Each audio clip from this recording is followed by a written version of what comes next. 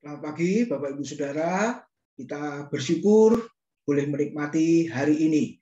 Sesuai dengan bacaan kita, hari ini sudah sampai di dalam kitab Yeskiel dan kita fokuskan di dalam pasal yang ketiga, ayat yang ke-16 sampai dengan ayat yang ke-21.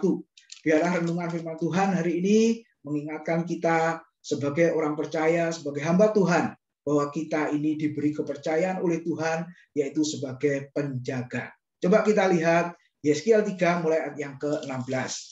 Sesudah 7 hari datanglah firman Tuhan kepadaku. Hai anak manusia, aku telah menetapkan engkau menjadi penjaga kaum Israel.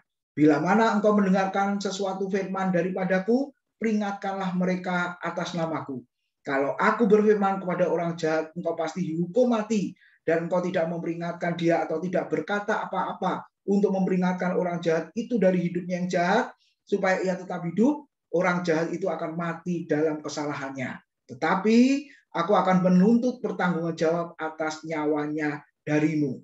Tetapi jikalau engkau memperingatkan orang jahat itu, dan ia tidak berbalik dari kejahatannya, dan dari hidupnya yang jahat, ia akan mati dalam kesalahannya. Tetapi engkau telah menyelamatkan nyawamu.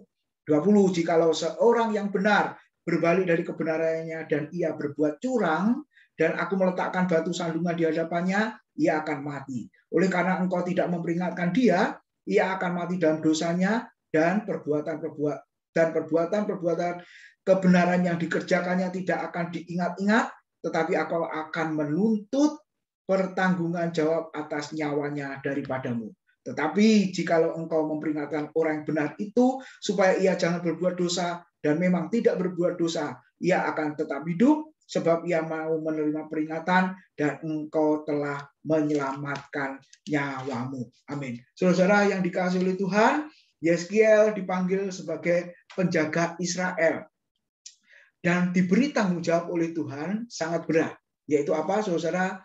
Yang pertama, kalau kita lihat tadi, Yeskiel dipanggil Tuhan untuk memberi peringatan kepada umatnya pada masa itu. Jangan berbuat jahat, jangan berbuat dosa.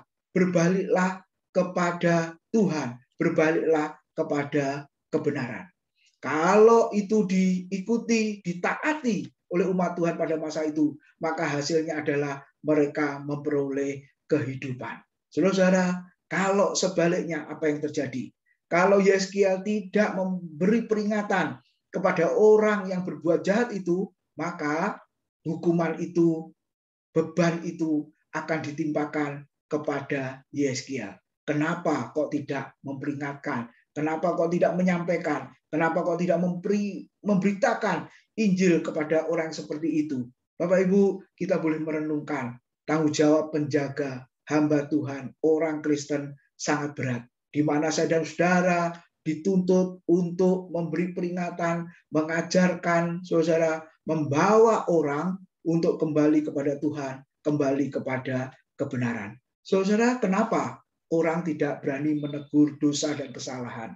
Karena mungkin merasa sungkan, saudara, ya, atau yang kedua takut nanti jemaat atau orang percaya itu meninggalkan gereja atau persekutuannya, atau takut, saudara, kalau dibenci oleh manusia.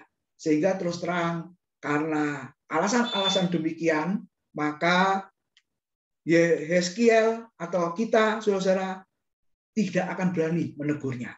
Tapi sebagai nabi Tuhan sejati, Yeskiel tetap menegur, tetap memberitakan. Saya ingat apa yang dikatakan Paulus di dalam Galatia 1 ayat yang ke-6, di situ dikatakan, kalau aku masih menyenangkan manusia, dengan tidak berani menegur, karena sungkan, karena takut, saudara-saudara, maka aku bukan hamba Tuhan, tetapi aku adalah hamba manusia. Jadi tidak mungkin aku menyukakan manusia, karena aku ini hamba Tuhan. Nah, biarlah saudara-saudara, pengakuan Paulus ini menjadi pengakuan kita semua.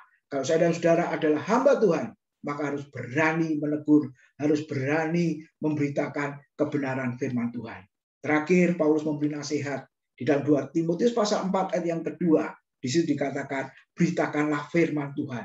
Siap sedialah, baik atau tidak baik waktunya. Nyatakanlah apa yang salah, tegurlah dan nasihatilah, tentunya dengan kesabaran dan jaran. Nah, biarlah Bapak Ibu Saudara sepanjang hari ini kita berfungsi sebagai penjaga, kita berfungsi sebagai hamba Tuhan, sebagai orang Kristen yang benar-benar mau menyukakan hati Tuhan, yaitu berani menyatakan kesalahan, menegur orang yang berdosa supaya kembali kepada Tuhan, sehingga firman Tuhan bisa memperbaiki hidup mereka, sehingga hidup kita semua boleh berkenan di hadapan Tuhan. Biarlah kita terus berdoa, Bapak Ibu, khususnya kepada negara kita, kondisi kita. Puji Tuhan kalau sudah semakin baik dari pandemi COVID ini. Kiranya Tuhan memberkati, tetap menjaga protokol kesehatan, saudara, supaya kita boleh semua terlindungi. Tuhan memberkati.